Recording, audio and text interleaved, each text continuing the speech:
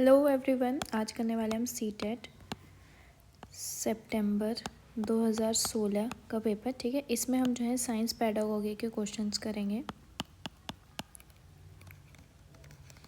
Okay, तो शुरू करते हैं। सबसे पहला क्वेश्चन है, Somiya usually take her class 7 student to on a field trip. Somiya जो है अक्सर अपनी कक्षा 7 के विद्यार्थियों को क्षेत्र भ्रमण पर लेकर जाती है। इसका उद्देश्य क्या हो सकता है? What is which of the following could be the objective? It provide concrete experience जो है बच्चों को मिलता है, ये विद्यार्थियों को ठोस अनुभव प्रदान करता है। फिर she can give them assignment, वो उनको जो है उस पर क्या दे सकती है? असाइनमेंट दे सकती है, प्रोजेक्ट दे सकती है फॉर फॉर्मेटिव असेसमेंट। वह उन्हें इस पर प्रोजेक्ट और दत्त कार्य घटनात्मक आंकलन के लिए दे सकती है।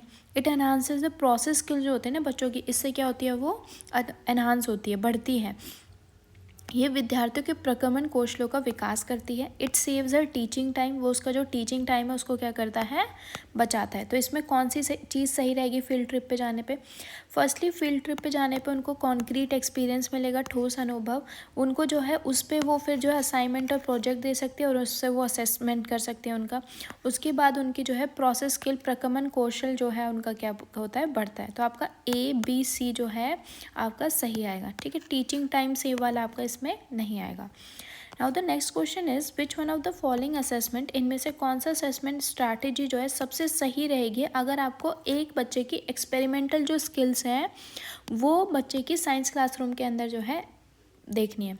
निम्नलिखित आकलन युक्तियों में से कौन सी युक्ति विज्ञान कक्षा में विद्यार्थियों की प्रायोगिक कौशल को आकलित करने के लिए सबसे अधिक उचित है? Paper pencil test, experimental skills जो है पेपर पेंसिल टेस्ट से तो नहीं होगा। ठीक है, अब इसमें है प्रैक्टिकल रिकॉर्ड से हो सकता है क्या? चेकलिस्ट या कॉन्सेप्ट मैपिंग।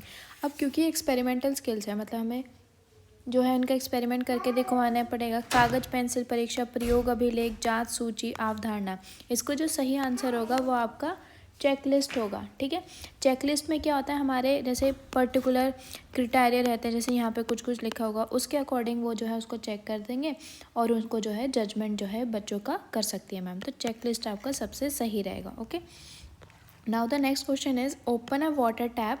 पानी की टंकी जो है आपको खोलनी है। Adjust the flow so that it forms a thin stream, उसको एडजस्ट करना है कि एक पतली सी जो है स्ट्रीम निकले।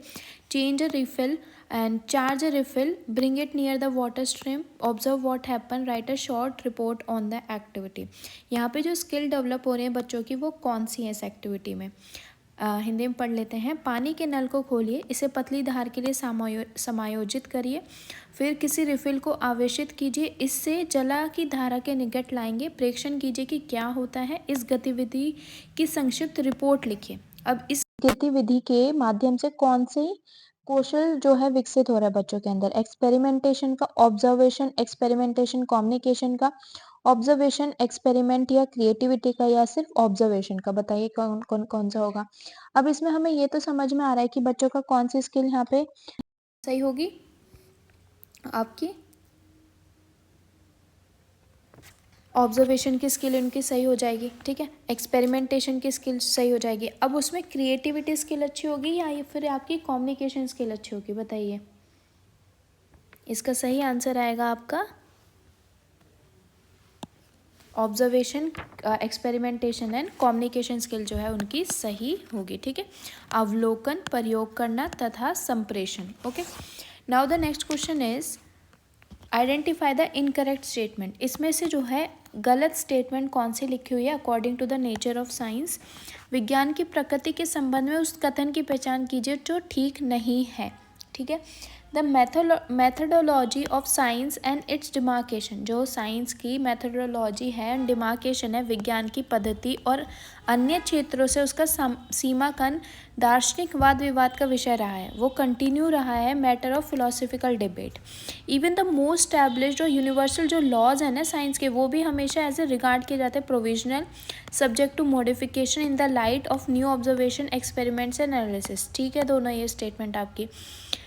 विज्ञान के अधिकतर स्थापित और सार्वभौमिक नियमों को नए अवलोकनों, प्रयोगों और विश्लेषण के संदर्भ में हमेशा संशोधनीय, अनंतिम माना जाता है। Okay, speculation and factor also have a place in science, but ultimately एक साइंटिफिक थ्योरी जो है वो एक्सेप्टेबल होती है, मस्ट बी वेरीफाइड, वो वेरीफाइड होनी चाहिए रेलिवेंट ऑब्जर्वेशन के अकॉर्डिंग और एक्सपेरिमेंट के अकॉर्डिंग, ठीक है।